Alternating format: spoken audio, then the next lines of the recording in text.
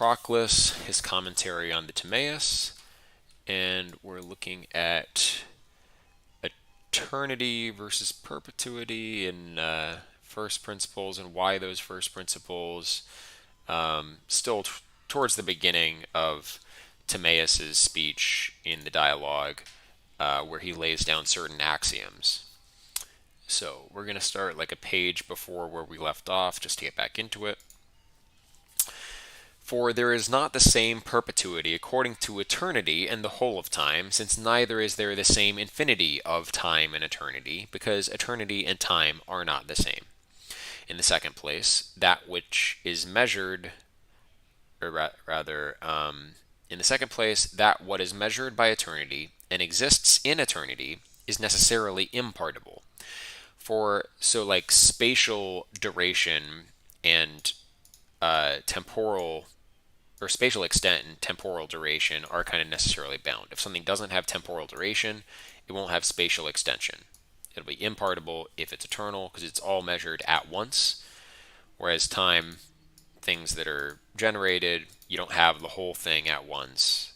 But so they're partible in that sense. For how can that which is partible be fixed and have its essence established in the impartible? So eternity is inherently impartible, and if something has its essence in eternity, that essence can't be partible because it has to answer to the nature of its kind of substrate. In the third place, that soul energizes according to time, and that body subsists entirely in time. So soul has its essence in eternity, energy in time, body has both essence, so to speak, and energy in time. And I say so to speak because body kind of has sensu lato, an essence. Usiyas, in the strict sense, are really only things at the level of soul, and higher, things that are necessary beings, whereas no body is really necessary in the same way that souls are. For the energy of soul is nearer to eternal natures than the essence of body. And so, essence, so to speak, of body is itself further from eternity than even the energy of soul. Essence is generally higher than essence is generally higher than energy, but even the energy of soul, which is higher than body, is higher than the essence of body. What is it, then, by which we may infer that the essence of the celestial bodies is thus perpetual according to time? It is this, that it cannot be separated from the cause that adorns it. For this makes it evident that it is allotted a renovated perpetuity and is always generated from a source external to itself. For if it received the whole of its proper essence from itself, it would be sufficient to itself, separate from that which makes it, and imparts to it essence.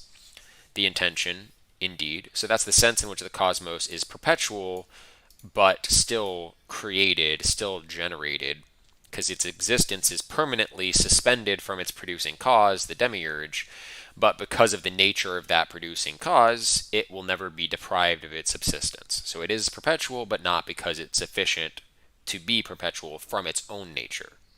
It perpetually receives its subsistence from the benevolent demiurge.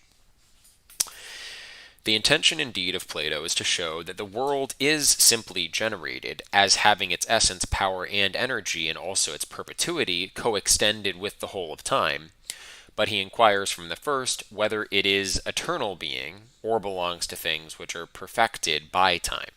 For the expression always was signifies with Plato the intelligible, as we have before observed. If, however, he says further on that the term was is not adapted to eternal natures, but the term is, we must not be disturbed, for prior to a distinct evolution he follows the accustomed mode of speaking. So he'll say that the forms always were, even if temporal conjugations are not really appropriate to describe eternal beings. Hence also, when celebrating the demiurge, he says, he was good, though the demiurge ranks among eternal natures. Was good, or is good eternally. And speaking of the paradigm, he collects both these together at once, for he says, the nature of animal itself, therefore, was being eternal. Was being, instead of is eternal, or was being eternal. Together with aionios usa, being eternal, assuming to, I can't read that first letter, et torkane, or something. And in addition to all that has been said, because the power of every finite body is not infinite, as Aristotle has demonstrated, but eternity is an infinite power, hence every finite body is incapable of receiving eternity. It is necessary, therefore, that it should not always be, but should always be generated, or becoming to be, receiving as much as possible a flowing existence. Being, therefore, as I have said, and perpetual being manifest the eternal. But that which was generated signifies the being allotted an hypostasis measured by time, such as is a sensible nature, which also is apprehended by opinion in conjunction with sense. So, referring to the divided line, we perceive sensible objects, physical things, through opinion and sense. It has, however, been already said by us that the intelligible is self-subsistent and eternal, but that the sensible nature is produced by something different from itself and is consubsistent with time. For the eternal in number is one thing, and the temporal another, and the former is in number, but the latter is generated in number. So eternal things just are the number of eternal things that they are. Temporal things are being, or rather becoming, the number that they are, or the number that they are becoming. For to the former eternity is conjoined, but to the latter time. That which is generated, likewise, though it is said to be perpetual, has a hypostasis coextended with all time, and which is always generated, and always adorned by its producing cause. If, therefore, perpetual being manifests the eternal, but that which has a principle of generation signifies that which is produced by another cause, for such is that which is always generated, but Plato always inquires whether the world always was, or has the principle of a certain generation. This being the case, an inquiry of this kind will be the same as an investigation whether the world belongs to eternal natures, or to things which are generated according to the whole of time, and whether it belongs to a self-subsistent nature, or to things which are adorned by another cause. And Plato's answer, of course, the world is not self-subsistent. It's always kept in being by the demiurge. Farther still, that which is generated belongs to things which are multifariously predicated. For this very thing, which has a temporal beginning, and is so much spoken of, is called generated, whether it arrives at being through generation or without generation, as Aristotle says. Right, so the term generation is used homonymously, both of things that have a beginning in time, that's in the strict sense of generated, and also things that are of the nature of generated things, material bodies, like the celestial bodies for Plato and Aristotle, that are eternal, or rather perpetual through all time. They don't have a beginning, but they're still called generated because they're of the nature of generation in their substrate, and also they are suspended from another. They're not self-subsistent, and so they're generated in that sense. That's sensu lato, generation. Everything, likewise, which proceeds from a cause is called generated. And so even eternal things can be, in an even wider sense, called generated. Everything, likewise, which proceeds from a cause is called generated. That also which is essentially a composite, or composite, and that which has a generable nature, or which is naturally capable of being generated, though it should not have been generated, such as is that which has a visible nature, though it should not be seen. So things are visible because they're of a nature to be visible, even if we don't happen to see them or no one sees them.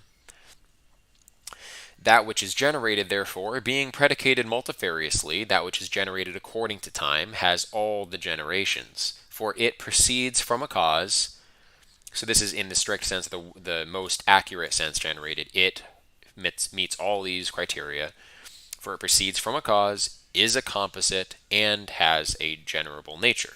It does not, however, entirely follow that what is generated after another manner has all the generations.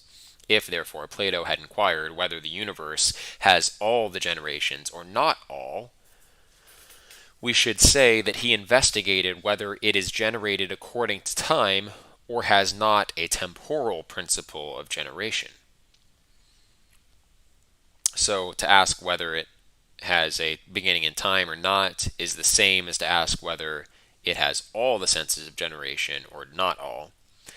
Since, however, this is not the case, but he asks whether it has no principle whatever of generation, or has a certain principle of it, he renders it manifest to those who have the smallest degree of intelligence that he does not doubt about its temporal beginning, but whether the universe, since there are many generations, has a certain principle of generation. So Proclus says it's clear that he does not doubt about its temporal beginning. So he's not just asking about whether it had a beginning in time. And he's reacting to Platonists like Plutarch, the Middle Platonist, Plutarch of Corona, I think, who did believe Plato was saying the universe has a beginning in time. And I think Proclus is saying that what Plato is saying when he asks whether the universe was generated or not is not talking about a temporal beginning. He's talking about, is there any principle of generation in it, whatever? And he decides that it is of a generated nature, but not that it necessarily has a beginning in time.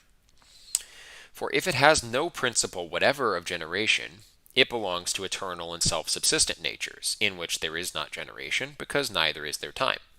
But though we sometimes speak of the generations of the gods, yet we say this indicating their ineffable progression, and the difference of secondary natures with reference to the causes of them. I think we're doing a little bit more redundant reading than I thought we were, but it's okay. We'll just keep going. Yet we say this indicating their ineffable progression and the difference of the secondary natures with reference to the causes of them. So the generation of the gods, generation is used kind of analogously in a way that Plato accepts, but Aristotle doesn't. That's why the forms are named after mundane objects. We experience the mundane things, and then we name the forms as that which causes, say, circularity, that which causes beauty. But their true names, Aristotle wants the true names for them. Plato's okay using mundane names. So generations ascribed to the gods is termed analogously. Theologists, however, previously subverting all such doubts, in order that the generations of the gods may be rationally devised by them, call the first principle of things time. And he's talking about the Chaldean oracles written by Julian the Theurgist and his son, or maybe they're both named Julian, but anyway, this is a 2nd century document. Chaldean oracles, date.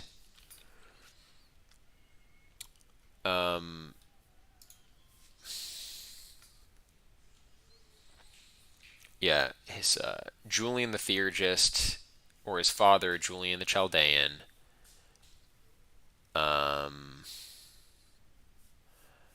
But they don't have a date here on Wikipedia. I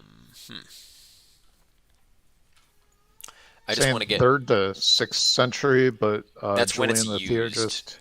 Yeah. Yeah, the Julian the Theogist and his son lived in the second century. Right. Which is interesting because this is in the time leading up to Neoplatonism, and yet Proclus and later Neoplatonists believed that the Chaldean oracles were wholly compatible with the more elaborated system of Neoplatonism. Um, so, in the question of like the development of Neoplatonism, the Chaldean oracles are pretty important. And exactly who used them, who didn't. Like, I'm not sure if Iamblichus used them. I don't think Plotinus used them. But anyway, that's a pretty mysterious thing. Proclus did write an extensive commentary on the Chaldean oracles, but it's lost. Okay.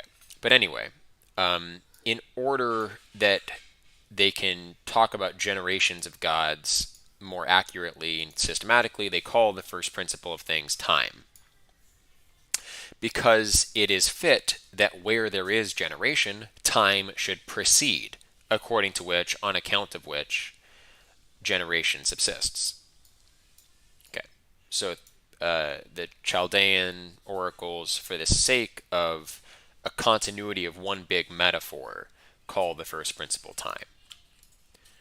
But really, just translating into the language of Neoplatonism, we're dealing with eternity.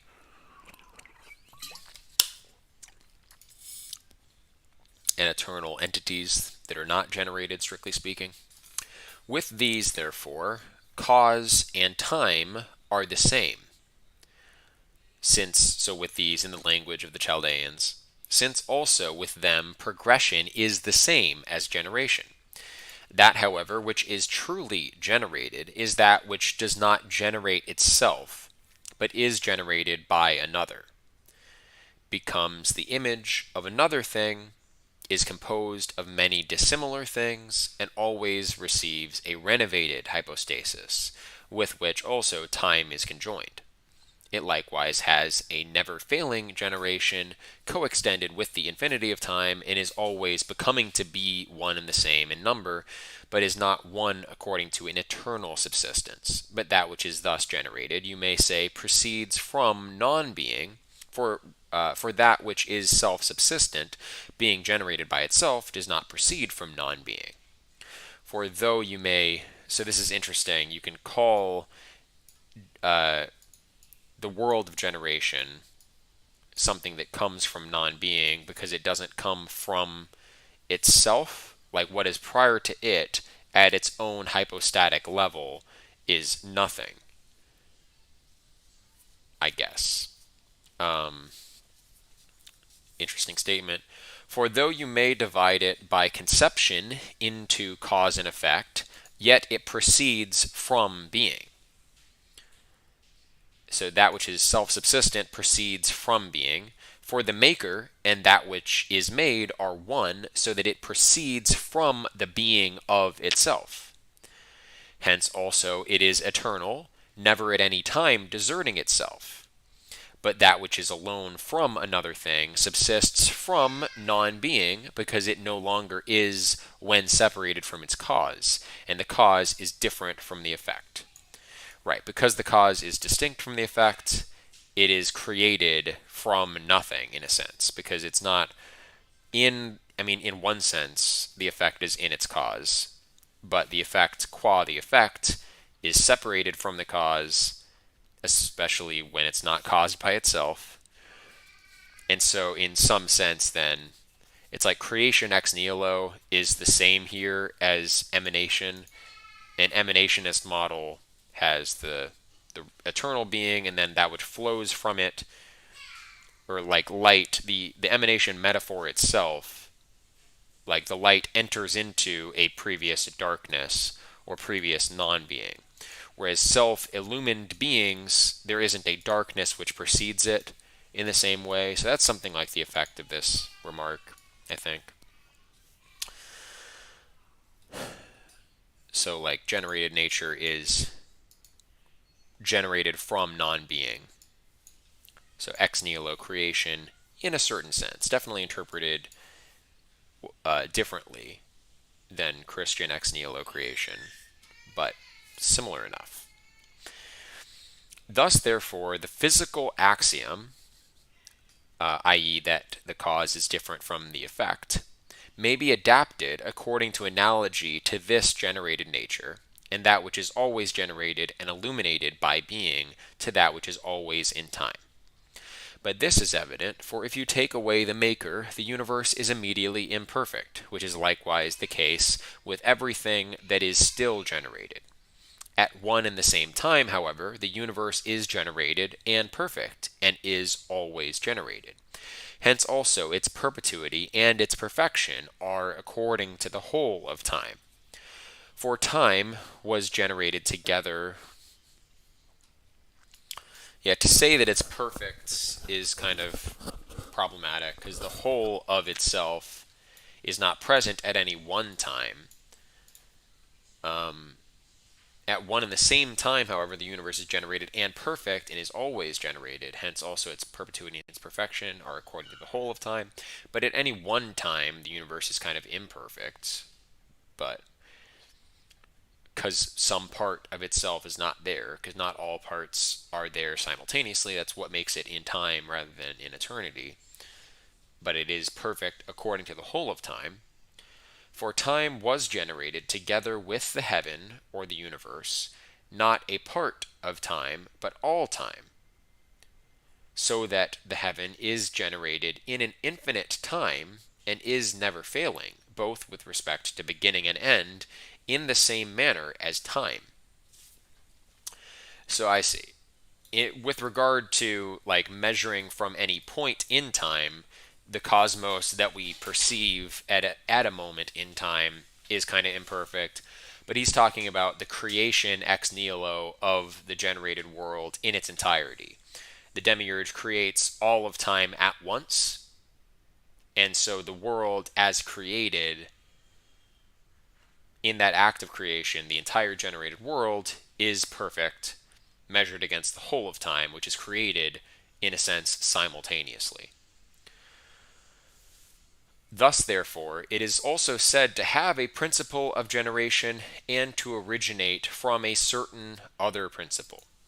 And in the first place, indeed, it originates, as he says, from the most proper principle, the final cause, for from this the generating cause, or efficient cause, commences the generation of the world. So, because the demiurge looks to create something which is good, the efficient cause is, in a sense, posterior to the final cause.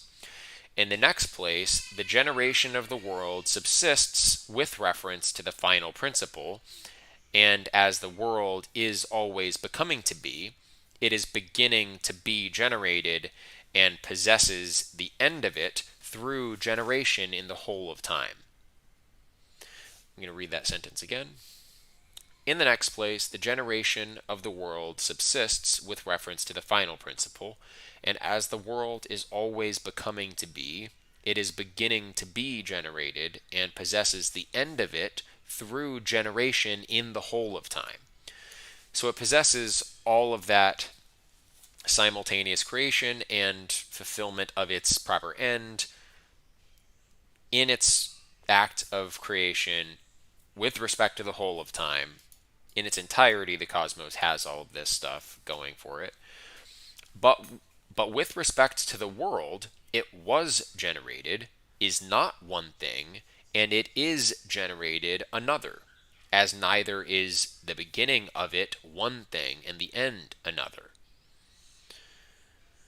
That, therefore, which is generated in a part of time begins at one time and is perfected at another, but that which is generated in the whole of time is always beginning and is always perfect. And it has indeed, so always there is in terms of the eternal subsistence of the whole of time, not with regard to every point in time contains its perfection.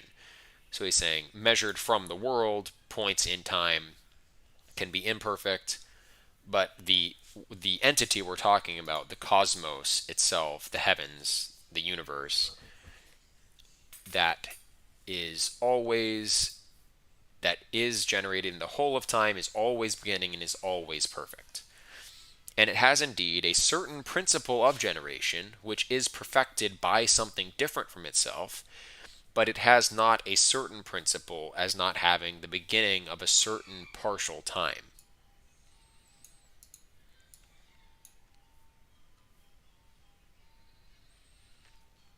Okay, so in the sense, so Plato's asking the question, or Timaeus is it generated? It was generated. So in a certain respect, yes, it was generated, suspended from another cause, but it doesn't have a beginning in time, is all Proclus is really saying there. Proclus. For since generation is multifarious, homonymously termed, in other words, the principle also of it is multifarious. We're talking about different principles of generation, or different respects in which something is generated. So that the generation which subsists through the whole of time is a certain generation, and this principle is the principle of a certain and not of all generation. What therefore is this generation? That which has both the beginning and the end contracted together, so as to be simultaneous. Because therefore the world is a body, it is generated, and has a principle or beginning of generation. But because intellect is the maker of it, it was generation and has an end of generation. Through both, however, it is rising into existence and is perfected according to generation, was generated, is always becoming to be, and is generated. For these do not subsist at one and the same time in things which are generated in a part of time. Thus, for instance, the motion of the heavens, not being generated in a part of time, is always, as Aristotle says, in the end, but this is not the case with motions on the earth. Okay, so I was thinking it's perfected, the cosmos is perfected only taken from the view of the demiurge, like viewing all of time simultaneously, it's perfected.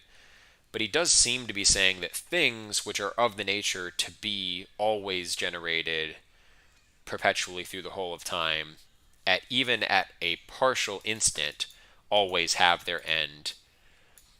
And I guess the middle ground there is specifically the heavens, because things in the world of generation beneath are never complete, whereas the heavens maybe in some time do have their complete motion with them at any one given point.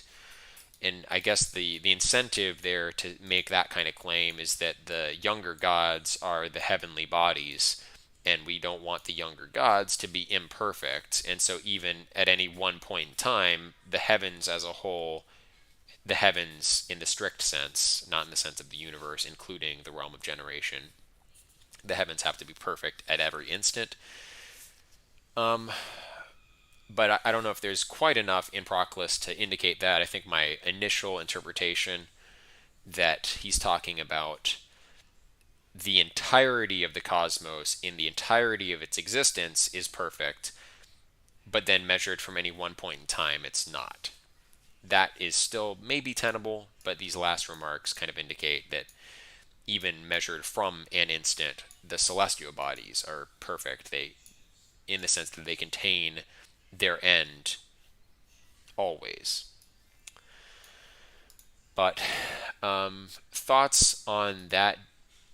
Some of this is a little bit convoluted, and it's not totally clear what Proclus is saying.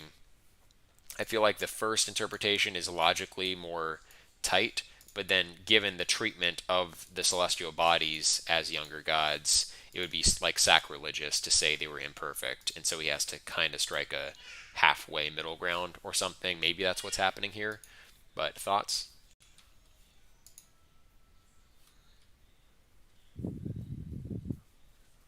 I mean, the could it have something to do with like the way like the gods take action versus like an eternally abiding henad? Uh, I don't know. I'm not able to articulate it, but I feel like maybe that has something to do with it.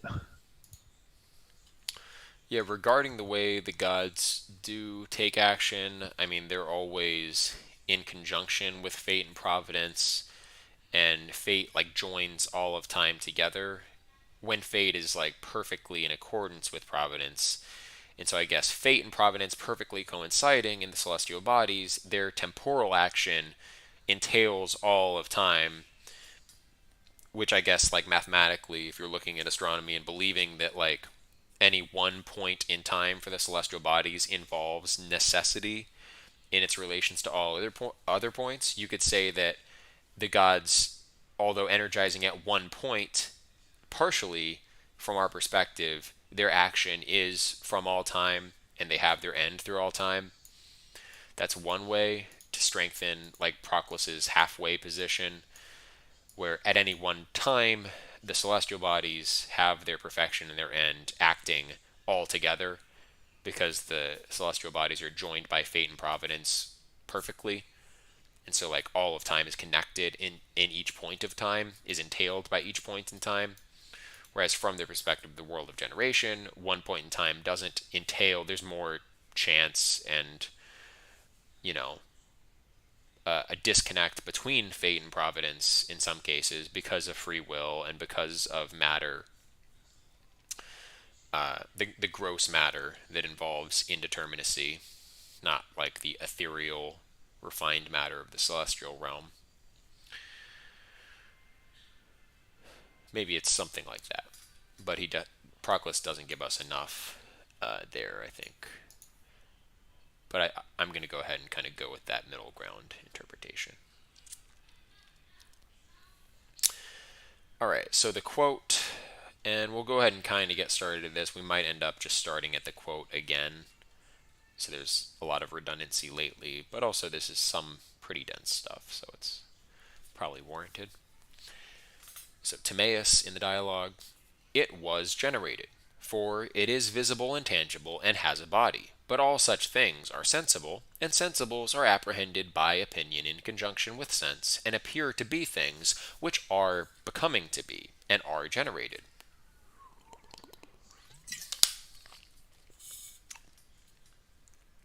Okay.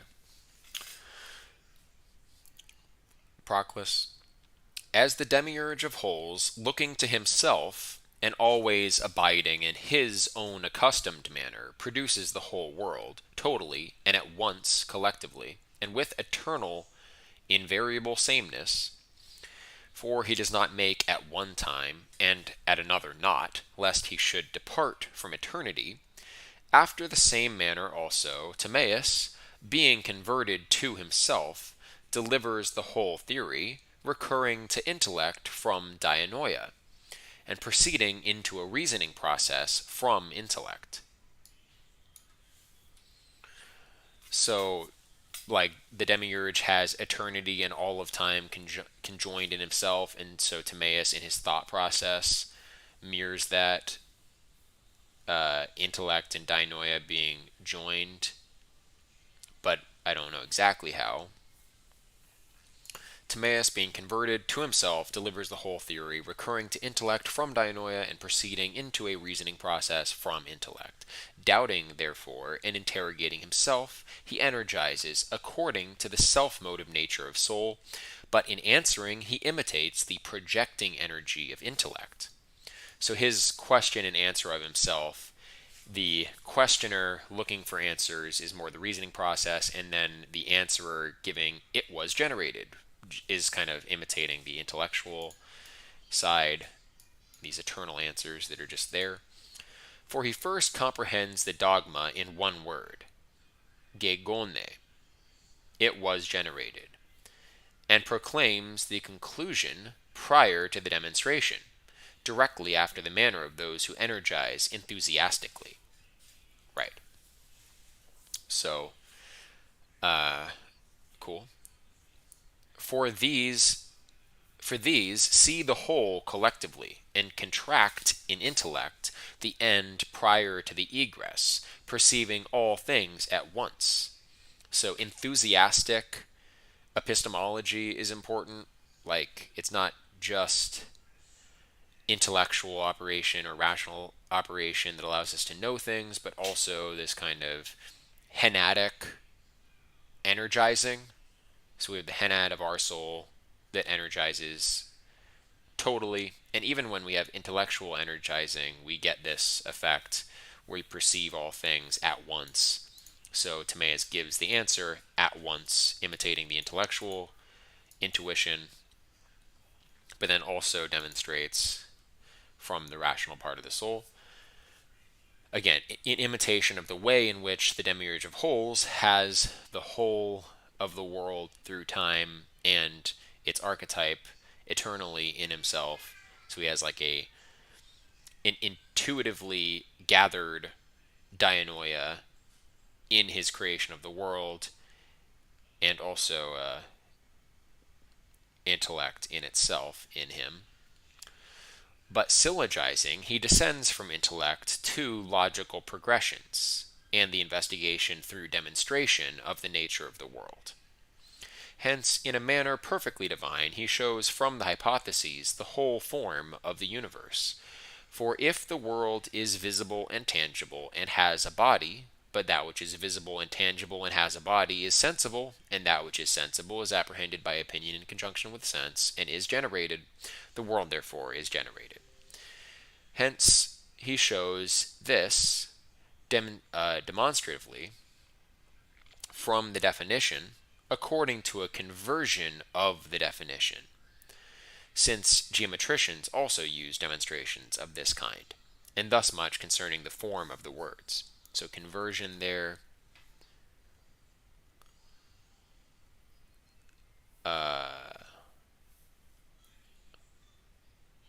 See this explained further on. Oh, and no. For epigroupein,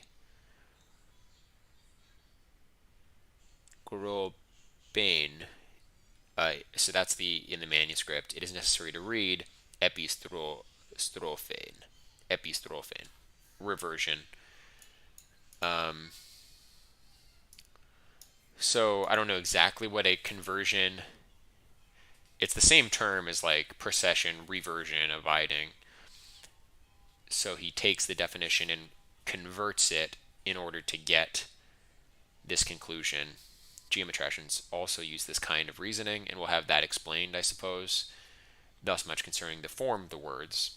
So the way in which Timaeus argues and demonstrates is itself a model of the demiurgic creation and nature. Since, however, as we have said, he asks whether the universe is eternal or has a certain principle of generation, he answers, it was generated. From this, therefore, it is evident that he gives a certain generation to the world, for this was the other part of the before mentioned opposition. If, however, this be the case, he establishes the universe remote from temporal generation.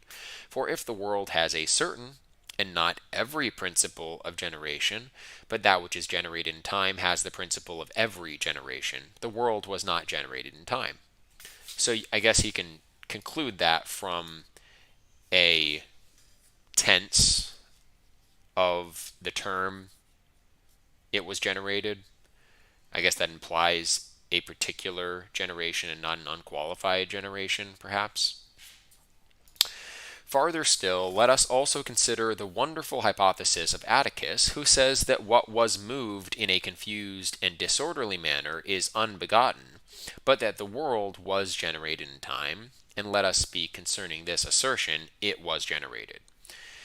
Since, therefore, Atticus admits that there is a cause of generation, let us see what the nature of this cause is according to him, for the world is visible and tangible. Whether, therefore, was everything sensible generated in time, or not everything? If indeed everything, then that which was moved in a confused and disorderly manner will be generated in time, for he says that this also was visible. But if not everything, then the reasoning of Atticus is unsyllogistic and conclusive of nothing.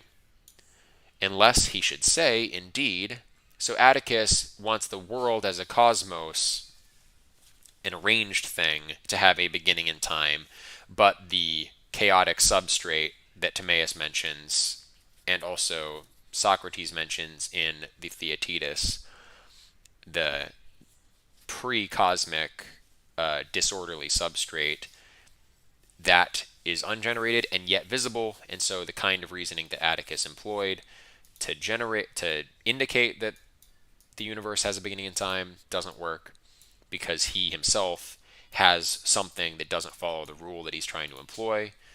The chaos does not have a beginning in time and yet is sensible. And his argument, I guess, requires that everything visible is something with a beginning in time. Unless he should say indeed that the world is visible and tangible, but that what was moved in a confused and disorderly manner is not now visible, but was so prior to the fabrication of the world, since Plato also speaks in this manner when he says, quote, every such thing as was visible and was moved in a confused and disorderly manner. End quote. But in the words before us, he says, quote, for it is visible and tangible and has a body. End quote. He shows, therefore, that everything which is visible and tangible was generated, but not that which was visible and tangible. Though, therefore, these things should be asserted by Atticus, for the man is skillful in defending what he advances, it must be said, so he's steelmanning Atticus's position. Well, what if Atticus says this? It's not, yeah, what is visible and tangible has a beginning, but not necessarily what was visible and tangible. It must be answered that there is nothing of this kind in the definition of that which is generated, but it is simply said that everything generated is the object of opinion in conjunction with a rational sense, so that if there is anything which is entirely sensible, such thing will be generated. But everything visible is sensible, and therefore that which is moved in a confused and disorderly manner is generated. In addition to which we may also say that Plato calls this very disorderly thing itself generated. For he says that prior to the generation of the world, there were three things: being, place, and generation, subsisting in the vestiges of forms.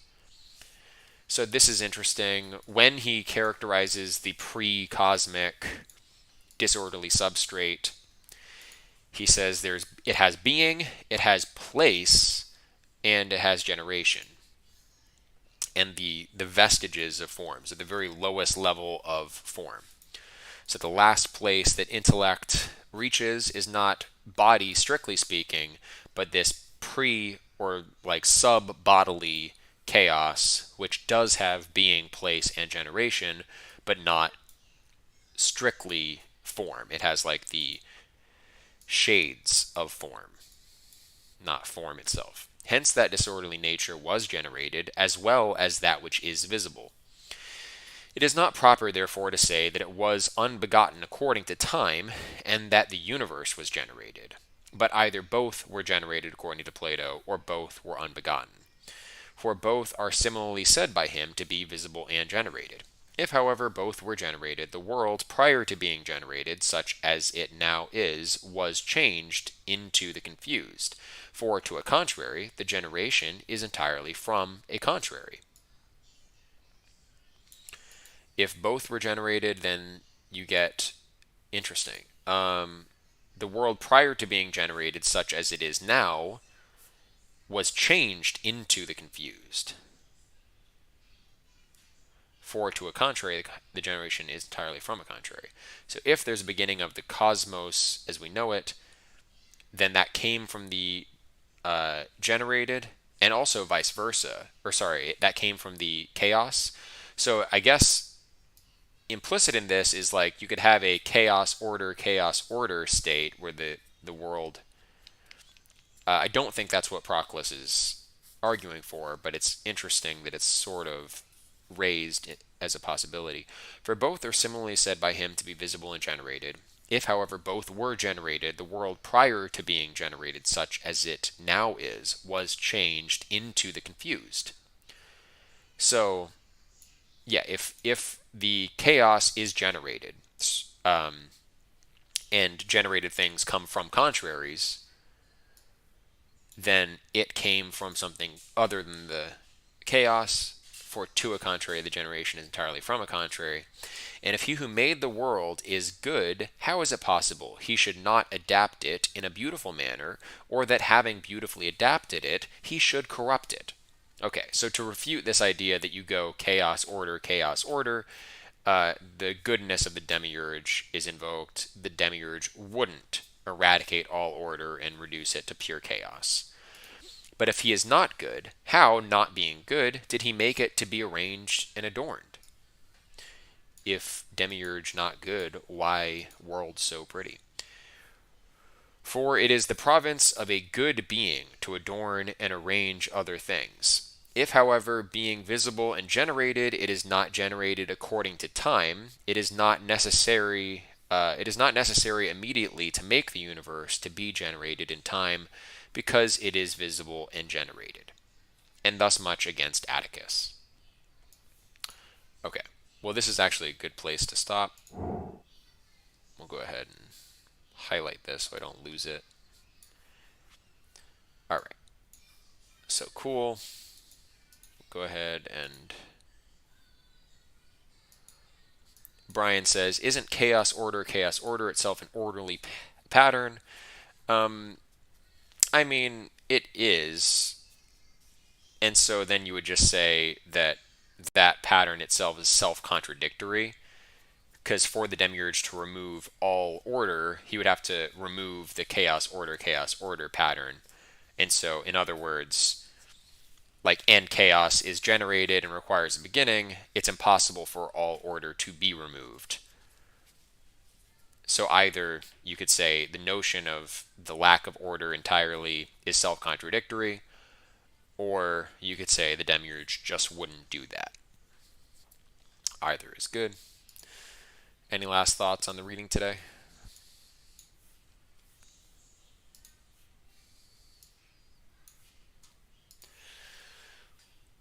Okay. Groups tomorrow, regular time. Um, Thanks everyone for participating. Take care. Thanks. But Take care.